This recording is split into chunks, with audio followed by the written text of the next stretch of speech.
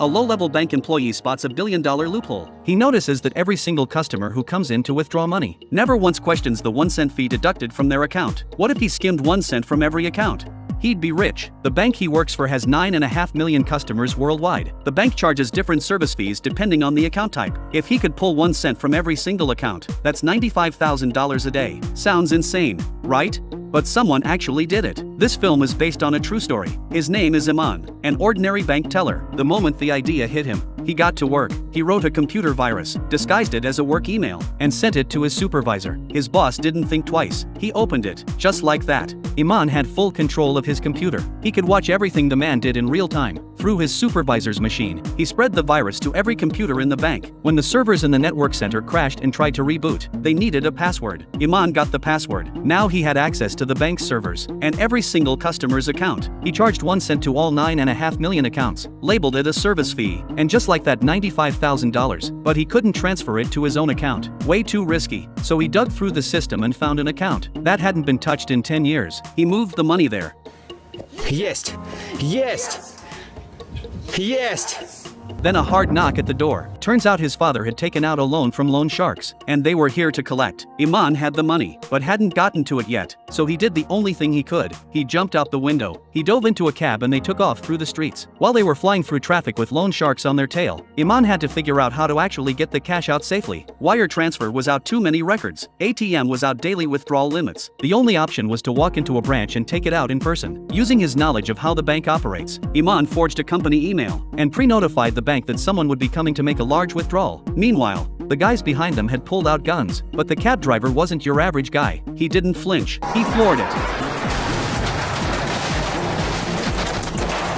They pulled up to the bank just ahead of them. Iman flashed his forged ID, walked out with the cash. He paid off the loan sharks, and had just enough left to cover his father's surgery. He thought it was over. Then the next morning he walks into work, and finds out his supervisor was shot and killed the night before. Security locks down the entire bank. Police are on their way. Iman is at the front desk, completely panicking, because that email he sent, the one with the virus, is still sitting on his supervisor's computer. If they find it, everything unravels. He has to get into the server and delete it before the police do. Problem is, he has zero clearance to enter the server room. The stress hits him so hard he throws up in the bathroom. Then a stroke of luck. A guy from the IT department rushes in with an upset stomach, and in his hurry, leaves his phone sitting on the sink. Iman sees it immediately. He peels off the screen protector. A perfect fingerprint. Clear as day. That fingerprint is the key to the server room. He changes into a janitor's uniform, grabs a cleaning cart, puts on a mask, and carefully makes his way through the hallway to the executive elevator. Just as he's about to use the fingerprint to unlock it, a senior executive appears right outside the elevator. If he gets caught riding this elevator, it's all over. But the executive is too busy flirting with his secretary to notice Iman standing inside. The doors close. Iman unlocks the elevator without a hitch. He gets to the right floor and takes a breath, but he knows the fingerprint alone won't get him into the server room. He also needs a printed access card from an authorized employee. He zeroes in on the system admin's office and uses the same trick to get inside. No complications this time. He's in, but before he prints anything, he has to wipe today's security footage first. Otherwise someone will know he was here. To cover his tracks even further, he pushes a firmware update to the surveillance system. That triggers a 15-minute server reboot. That's his window to delete the email.